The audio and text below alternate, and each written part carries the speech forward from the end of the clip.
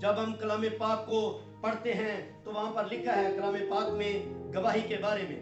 گواہی کا مطلب آپ کے سامنے بیان کرنا چاہتا ہوں. گواہی کیا ہے اور اس کا مطلب کیا ہے؟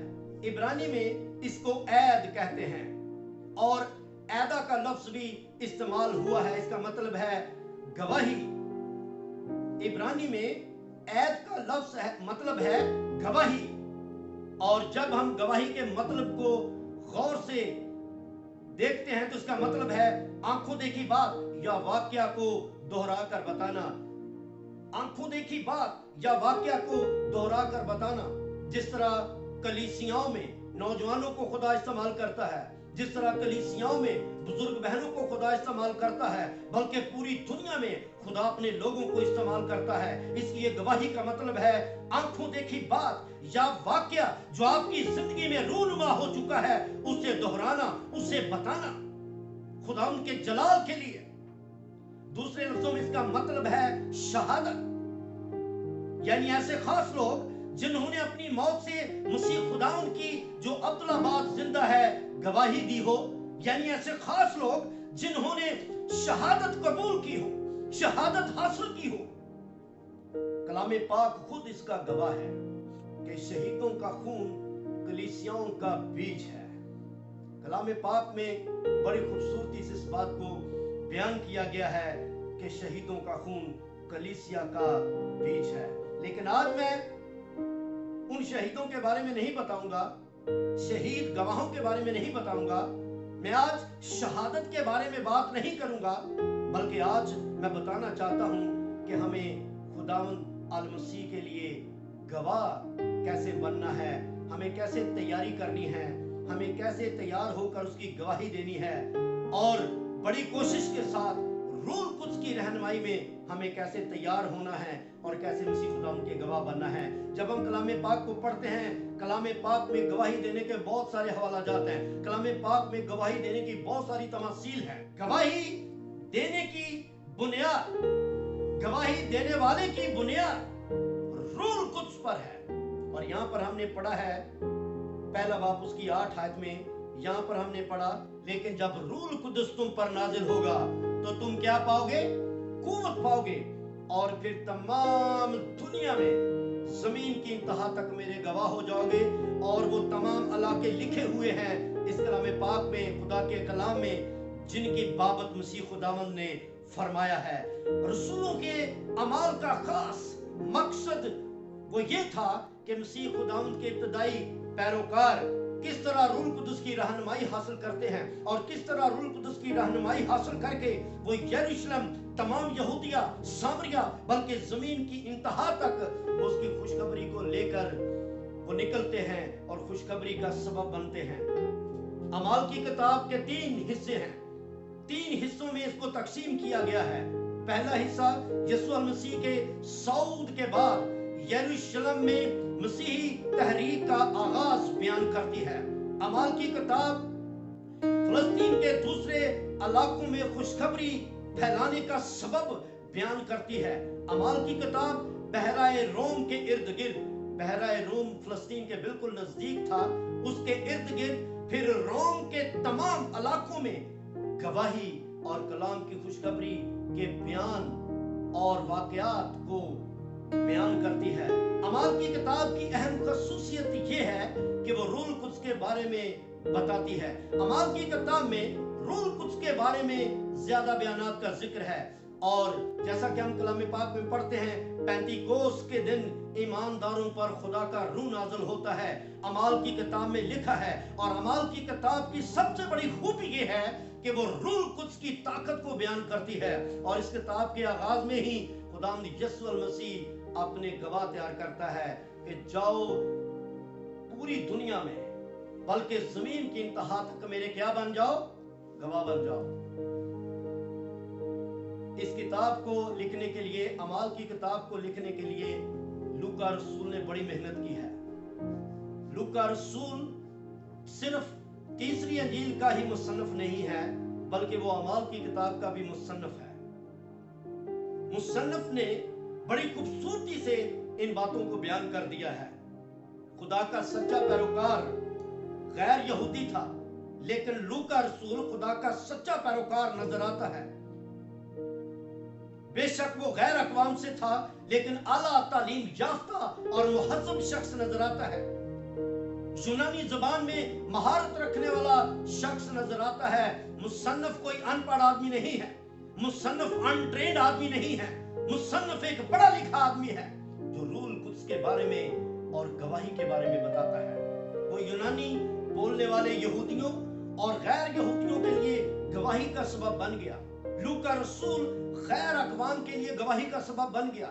لوکا رسول صرف غیر اقوام کے لیے ہی نہیں بلکہ پوری دنیا کے لیے خوشخبری اور گواہی کا فریضہ سر انجام دیتا ہے. اس سے پہلے کہ گواہی ہماری زندگی میں آئے, اس سے پہلے کہ ہم گواہ ہوں, کلام پاک میں لکھا ہے کہ روح القدس ہماری تربیت کرتا ہے, روح القدس ہمیں تیار کرتا ہے. روح القدس ہماری جب زندگی میں آتا ہے تو اپنے آپ ہمارے اندر گواہی پیدا ہو جاتی ہے, اپنے آپ ہم گواہ بن جاتے ہیں. جب تک روح القدس ہمیں طاقت نہ دے, جب تک روح القدس ہماری رہنمائی نہ کرے, تب تک ہم صحیح طور سے اس کے گواہ نہیں بن سکتے. تب تک ہم صحیح طور سے سچے گواہ نہیں بن سکتے. روح القدس بنیاد ہے ہماری گواہی کی. اور کلام پاک میں ہم جانتے ہیں کہ آخر روح القدس ہے کیا. روح القدس کے بارے میں کلام پاک میں لکھا ہے خدا کا روح. روح القدس کے بارے میں لکھا ہے یسوع کا روح. روح القدس کے بارے میں لکھا ہے ازلی روح. اور روح القدس کے لیے ایک اور لفظ استعمال ہوا ہے مددگار. پھر جب ہم کلام پاک کو اور زیادہ غور سے پڑھتے ہیں تو کلام پاک میں یسوع مسیح کا روح نظر آتا ہے کہ روح القدس کی طاقت اور روح القدس کی جو اس کی اہمیت ہے اس کو بیان کیا گیا ہے. قدیم زمانہ میں عبرانی لوگ خدا کے روح یا خداوند کی روح کو ایک طاقتور یا زندگی بخشنے والا روح سمجھتے تھے. ان کا ایمان تھا کہ اس کے اندر بڑی طاقت ہے اور اس میں کوئی شک نہیں کہ روح القدس کے اندر کتنا زور ہے یہ آپ بخوبی جانتے ہیں. یعنی وہ روح پاک جس نے کائنات کو تخلیق کیا, اس روح پاک کی بات کہی جا رہی ہے. روح القدس کے بارے میں بتایا جا رہا ہے, دہرایا جا رہا ہے, سکھایا جا رہا ہے. وہ روح پاک جس کے وسیلہ سے کائنات تخلیق ہوئی. روح پاک کی بدولت انسان بن گیا, انسان کے اندر دم پھونکا گیا اور انسان تخلیق ہوا. اگر ہم دنیا کے تمام ان ایمانداروں کی طرف, سورماؤں کی طرف نگاہ دوڑائیں تو کلام پاک میں لکھا ہے دنیا کے تمام سورماؤں کے بارے میں, دنیا کے تمام چنے ہوئے لوگوں کے بارے میں, دنیا کے تمام رہنماؤں کے بارے میں, دنیا کے تمام دناؤں اور عقل مندوں کے بارے میں لکھا ہے کہ روح القدس نے جب ان کی رہنمائی کی تو وہ سچے گواہ بن گئے. ان کے اندر جذبہ پیدا ہوا کہ وہ خوشخبری کو دیں, بلکہ خصوصاً وہ تمام انبیاء جو روح القدس سے مامور تھے وہ خداوند یسوع المسیح کے خدا کے گواہ بن گئے اور ان کے اندر جذبہ پیدا ہوا کہ وہ خوشخبری کو سنانے والے ہوں, وہ گواہی کو سنانے والے ہوں. اور کلام پاک میں لکھا ہے لیکن جب روح القدس تم پر نازل ہوگا, جب روح القدس نازل ہوگا تب ہی تم گواہ بن پاؤ گے. روح القدس کے بغیر گواہی دینے کی جرت کسی بھی انسان میں نہیں ہوتی. آپ اندازہ کریں پوری دنیا میں جہاں بھی آپ دیکھتے ہیں, چاہے وہ خاندان ہے, چاہے وہ کلیسیا ہے, چاہے وہ ایک ادنا انسان ہی کیوں نہیں, چاہے وہ امیر ہے, چاہے وہ غریب ہے, لیکن گواہی دینے کے لیے کوئی بھی انسان خدا کے حضور میں آنے سے گریز کرتا ہے, وہ ڈرتا ہے اور شرماتا ہے. گواہی سنتے تو ہم ہیں لیکن دینے والے بہت کم ہیں. گواہی کو لوگ سمجھتے نہیں کہ گواہی ہے کیا, گواہی کی اہمیت کو نہیں سمجھتے, اور گواہی کی اہمیت کو تب سمجھ جائیں گے جب روح القدس ان کی زندگی میں ہوگا, جب روح القدس انہیں طاقت دے گا, جب روح القدس انہیں تیار کرے گا. اور خدا یسوع مسیح نے فرمایا جب روح القدس تمہیں مل جائے گا تو تم سب سے پہلے کہاں گواہی دو گے؟ یروشلم میں. اعمال کی کتاب پہلا باب اس کی 6 آیت کو میں آپ کے سامنے پڑھنا چاہتا ہوں. بس انہوں نے جمع ہو کر یعنی شاگردوں نے اس سے پوچھا یعنی خداوند سے کہ اے خداوند کیا تو اس وقت اسرائیل کو بادشاہی پھر عطا کرے گا؟ 7ویں آیت میں لکھا ہے اس نے ان سے کہا ان وقتوں اور میعادوں کا جاننا जिन्हें बाप ने अपने ही इख्तियार में रखा है, तुम्हारा काम नहीं। 6ठी और 7वीं आयत में खुदावंद यीशु मसीह ने अपने पैरोकारों को यह बता दिया कि तुम्हारे लिए इस्राएल की बादशाही के बारे में जानना इतना अहम नहीं है। ज्यादा अहम बात यह है कि सारी दुनिया में मेरी गवाही दो, मेरे गवाह बनो, मेरी सारी दुनिया में मेरी गवाही दो, खुशखबरी को दो और गवाही पेश करो। और आप अच्छी तरह जानते हैं गवाही देना इतना आसान नहीं है। गवाही देने के लिए जुर्रत, दलेरी का मुजाहरा करना पड़ता है। और ये जुर्रत और दलेरी कहां से आती है? रूह कुद्स की तरफ से। रूहे पाक दलेरी का रूप देता है, रूहे पाक हमें ताकत देता है। और जब हम गवाही देते हैं, ये हमारे नाम को जलाल नहीं मिलता, खुदा के नाम को जलाल मिलता है। गवाही दूसरी सूरत में खुदा का कलाम है, गवाही दूसरी सूरत में खुदा के नाम को जलाल देना है, गवाही दूसरी सूरत में एक खुशखबरी है जो हम दूसरों तक ले जाते हैं। लेकिन ऐसा बहुत कम देखा गया है कि कोई जुर्रतमंदी का मुजाहरा करे और खुदा के नाम को जलाल दे। गवाही देने के लिए जरूर इस दुनिया के सामने आना चाहिए। और हमें तो इसीलिए बनाया गया, हमें तो इसीलिए तख्लीक किया गया कि हम अपने खुदावंद यीशु मसीह के, जो खुदा का बेटा है, यीशु मसीह के बारे में गवाही दे सकें, अपनी जिंदगी की तब्दीली के बारे में गवाही दे सकें। हम किस तरह से, कैसे थे, कहां से हम निकले हैं, कैसे थे, कहां से हम गिरे हुए थे, कहां से उठाए गए हैं, कैसे थे, हमारी पहली हालत क्या थी, बाद में हमारी हालत क्या है। वो कौन सा ऐसा शख्स है जिसने आकर हमारी जिंदगी में तब्दीली पैदा की। मैं किस तरह से मसीह के पास आया, मैंने किस तरह से मसीह को जाना, मैंने किस तरह यीशु को जाना, मैंने किस तरह उसे कबूल किया और मैं किस तरह दूसरों के लिए बाइस बरकत हुआ। हर एक शख्स की जिंदगी में गवाही का होना बहुत जरूरी है। और 6ठी और 7वीं आयत में, अमाल पहला बाब 6ठी और 7वीं आयत में खुदावंद यीशु मसीह ने फरमाया, दूसरी सारी बातों को छोड़ दो, तुम्हें इस्राएल के बारे में जानने की जरूरत नहीं है। तुम्हें यह जानने की जरूरत नहीं है कि मैं किसको बादशाही अता करूंगा या किसको बादशाही अता नहीं करूंगा। तुम्हें गैर कौमों के बारे में जानने की जरूरत नहीं है, तुम्हें बादशाहों के बारे में जानने की जरूरत नहीं है, तुम्हें दुनिया के बारे में जानने की जरूरत नहीं है, बल्कि तुम्हें यह जानने की जरूरत है कि क्या तुम गवाह हो और क्या तुम गवाही दे सकते हो, और कैसे इस पूरी दुनिया में तुम गवाही का सबब बन सकते हो। अमाल की किताब पहला बाब उसकी 8वीं आयत में कुछ इलाकों का जिक्र है, यरूशलेम, यहूदिया और सामरिया। बाद में लफ्ज आता है जमीन की इंतहा तक। हम तीनों इलाकों पर गौर करेंगे। यरूशलेम के लिए खुदा यीशु मसीह ने क्यों उनको उभारा? ये एक यहूदी शहर से शुरू किया गया प्लान है। यरूशलेम यहूदी शहर, यीशु मसीह ने कहा यरूशलेम से शुरू करना, मनादी का आगाज यरूशलेम से शुरू करना, खुशखबरी का ऐलान यरूशलेम से शुरू करना, गवाही का ऐलान। और जब हम कलाम पाक में पढ़ते हैं कि उन शागिर्दों को मसीह खुदावंद ने यरूशलेम से गवाही देने के लिए कहा कि तुम यरूशलेम से इस गवाही का आगाज करना, और यरूशलेम में जब गवाही दे चुको फिर यहूदिया में जाना। यहूदिया का इलाका, यहूदी सूबे में तुम दाखिल हो जाना। यहूदिया यरूशलेम का सूबा है, तुम फिर सूबे में दाखिल हो जाना। पहले यरूशलेम में गवाही देना, फिर सूबे में चले जाना, फिर सूबे में दाखिल होकर मेरी गवाही देना कि किस तरह से तुम्हारे दरमियान अजीब निशानात, अजीब काम हुए हैं। और उसके बाद तुम सामरिया में जाना, पहले यरूशलेम में जाना, फिर यहूदिया में जाना और फिर सामरिया में जाना, यानी गैर यहूदी इलाके में जाना, गैर कौमों में जाना, सामरिया में जाना। और तुम्हारा तीसरा शहर सामरिया होगा। यरूशलेम से शुरू करके यहूदिया में और यहूदिया से शुरू करके सामरिया में जाना। और जब तुम इन तीनों शहरों में मनादी कर चुको, गवाही दे चुको, फिर तुम दूर तक चले जाना, यानी जमीन की इंतहा तक मेरे गवाह हो जाना। ये खुदावंद यीशु मसीह का हुक्म था कि तुम मेरे गवाह बनो। मेरे अजीजों, मेरे बहनों और भाइयों, जरूरी है कि पूरी दुनिया में जितनी भी मसीहत फैली हुई है, जितने भी मसीही हैं, उनका फर्ज है कि वो सबसे पहले अपनी जिंदगी में गवाही रखें, गवाही दे, गवाह बने और मसीह के बारे में बताएं। अपने बारे में नहीं, मसीह के बारे में बताएं कि किस तरह से खुदा मसीह ने मेरे अंदर मेरी जिंदगी में कैसे अजीब काम किए हैं।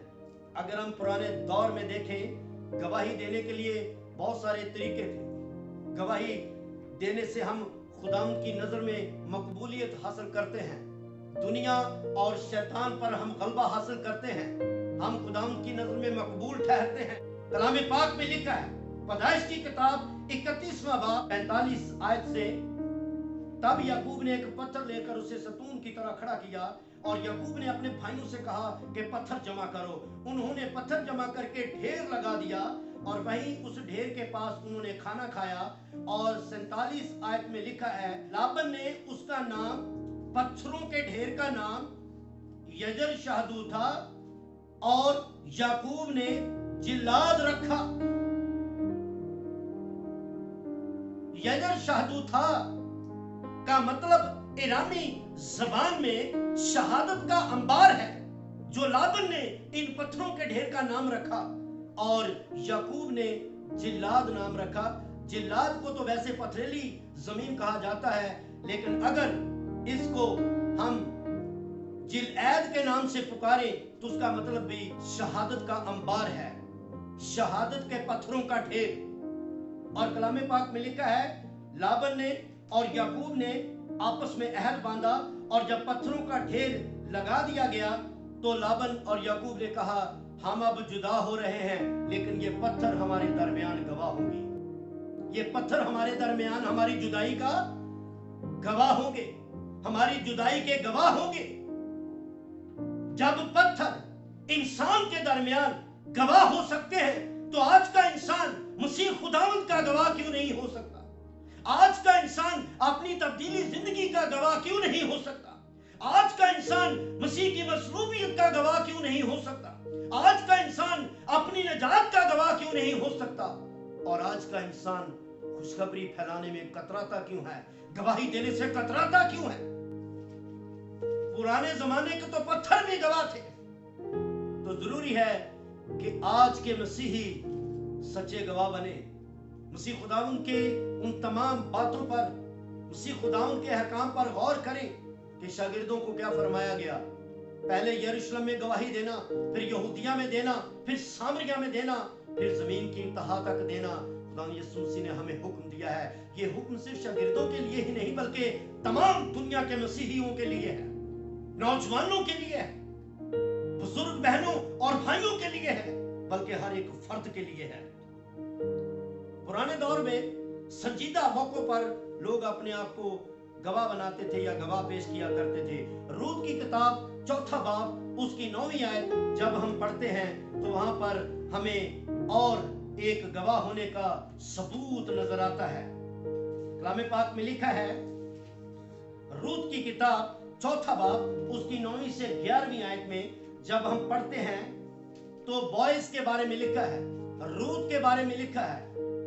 यीशु मसीह खुदावंद रूत की नस्ल से हैं। बॉयज ने रूत से शादी की और कलाम पाक में लिखा है 8वीं आयत से, सो उस नजदीक के करावती ने बॉयज से कहा कि तू आप ही उसे मोल ले ले। फिर उसने अपनी जूती उतार डाली। और 9वीं आयत में लिखा है, और बॉयज ने बुजुर्गों और सब लोगों से कहा, तुम आज के दिन गवाह हो। किस बात के गवाह हो? कि मैंने अलीमलक और किलियून और महलून को सब कुछ नोमी के हाथ से मोल ले लिया है। अब ये मेरी जायदाद है, अब ये मेरे लोग हैं, क्योंकि मैंने खरीद लिए हैं। और बॉयज ने चुनिंदा बुजुर्गों को वहां पर कहा कि तुम इस बात के गवाह हो। पुराने दौर में संजीदा मौकों पर भी लोग गवाहों का इंतखाब करते थे कि भी इस बात के तुम गवाह हो। ये खेत मैंने खरीदा है, आप इस बात के गवाह हैं। ये शहर मेरा है, आप इस बात के गवाह हैं। और ये खानदान मेरा है, इसकी जायदाद मेरी है, इसकी भेड़ बकरियां मेरी हैं, इसका सारा सामान जो है ये मेरा है और आप इस बात के गवाह हैं। संजीदा मौकों पर गवाह पेश किए जाते थे, बनाए जाते थे। और कलाम पाक में लिखा है, खुदा अपने बरगजीदों को अपना गवाह बनाता था। जब हम यशायाह की किताब उसका 43 बाब पढ़ते हैं, यशायाह की किताब उसका 43 बाब उसकी 10वीं आयत से पढ़ते हैं तो लिखा है, खुदा फरमाता है, तुम मेरे गवाह हो। हमारी तरफ इशारा किया गया है। खुदावंद फरमाता है कि तुम मेरे गवाह हो। गैर कौमों के लिए गवाही होना, सो तुम मेरे गवाह हो। खुदावंद फरमाता है मैं ही खुदा हूं, आज से मैं ही हूं, कोई नहीं जो मेरे हाथ से छुड़ा सके। मैं अकेला खुदा हूं और तुम मेरे गवाह हो। खुदा बार बार इस बात को बयान करता है, खुदा इजहार करता है कि तुम मेरे गवाह हो। और जब हम यशायाह की किताब 44 बाब उसकी 8 आयत को पढ़ते हैं तो वहां लिखा है तुम ना डरो और हिरासा ना हो। गवाही देने के लिए ना डरो ना हिरासा ना हो। लेकिन आज के दौर में देखा गया है कि ईमानदारी तो इंसान के अंदर है, पाकीज़गी इंसान के अंदर है, मसीही तो हैं लेकिन गवाही नहीं। गवाही देने से हम कतराते हैं, गवाही देने से हम डरते हैं, तो फिर मसीह के गवाह कब बनेंगे? शहीद होना तो दूर की बात है, शहादत तो दूर की बात है, पहले गवाह तो बने, पहले गवाह तो बनकर दिखाएं, पहले गवाही तो दें। तुम ना डरो और हरासा ना हो। क्या मैंने कदीम ही से तुझे नहीं बताया? मैं तुझ पर जाहिर नहीं हुआ था और मैंने कहा नहीं था कि तुम मेरे गवाह हो? खुदावंद फरमाता है कि मैंने कदीम से तुम्हें बता दिया है कि तुम मेरे गवाह हो। और लूका की इंजील 24 बाब उसकी 48 आयत में जब हम पढ़ते हैं तो वहां पर लिखा है, कलाम पाक में बड़ी खूबसूरती से वहां पर बयान किया गया है। लिखा है खुदावंद यीशु अल मसीह ने फरमाया और उनसे कहा, यूं लिखा है मसीह दुख उठाएगा और तीसरे दिन मुर्दों में से जी उठेगा और यरूशलेम से शुरू करके सब कौमों में तौबा और गुनाहों की माफी की मनादी उसके नाम से की जाएगी। और 48 आयत में लिखा है तुम इन बातों के गवाह हो, तुम इन बातों के गवाह हो, क्योंकि तुम सब ने मेरी सारी उस हालत को देखा, मसलूबियत को देखा, दुखों को देखा, मारते हुए देखा, सारे जुल्म और तशद्दुद को देखा, शिफाओं को देखा, मौजज़ात को देखा। तुम पूरी दुनिया में मेरे गवाह हो। तभी खुदा यीशु मसीह ने अमाल की किताब पहला बाब उसकी 8वीं आयत में जो बयान दर्ज किया गया है, बतलाया कि यरूशलेम से गवाही को लेकर शुरू करना, गवाही का आगाज करना, यहूदिया में गवाही का आगाज करना, सामरिया में जाकर सुनाना और उसके बाद पूरी दुनिया में चले जाना। खुदा के कलाम में यूं मरकूम है, जब हम कलाम पाक में से पढ़ते हैं पहला बाब उसकी 22 आयत में, वहां पर बहुत खूबसूरत बयान दर्ज है। आप अच्छी तरह जानते हैं जब यहूदा इस्करियोती मर गया तो 11 शागिर्द रह गए और 12वां शागिर्द जरूरी था कि उनमें शामिल हो। और यहूदा इस्करियोती के बारे में लिखा है उसका घर उजड़ जाए और उसमें कोई बसने वाला ना रहे और उसका ओहदा कोई दूसरा ले ले। इसलिए खुदा के लोग इंतजार में थे, कोशिश में थे कि 12वें शागिर्द की जगह पूरी की जाए और 12वां शागिर्द तलाश किया जाए।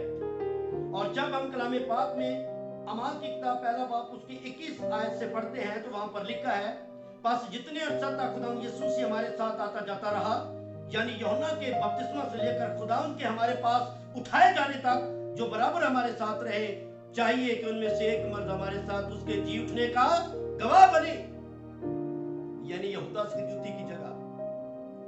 और यहूदा इस्करियोती की जगह एक गवाह तलाश किया गया ताकि वो मसीह के जलाल के लिए गवाह बने।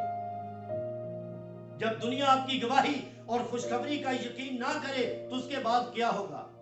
माना कि आप गवाह बन गए हैं, यह भी मैं मानता हूं कि आपके अंदर से डर और खौफ दूर हो गया है, और यह भी मैं यकीन करता हूं कि आप खुदा यीशु मसीह के कलाम को लेकर, आप उस खुशखबरी को लेकर आगे बढ़ चुके हैं। अगर दुनिया ही आपका यकीन ना करे तो फिर क्या होगा? फिर भी हमें डरने की जरूरत नहीं है, हमें कामितकाद होने की जरूरत नहीं है। रोल कुछ हमें ताकत देता है, रोल कुछ हमें फिर से ईमान की ताजगी देता है, ईमान की मजबूती देता है। और वो ईमान की मजबूती क्या है? आपके बाद भी कोई गवाह है, बाइबल मुकद्दस में इसका सबूत है। मरकस की इंजील 6 बाब उसकी 11वीं आयत, खुदा के कलाम में से मरकस की इंजील 6 बाब उसकी 11वीं आयत,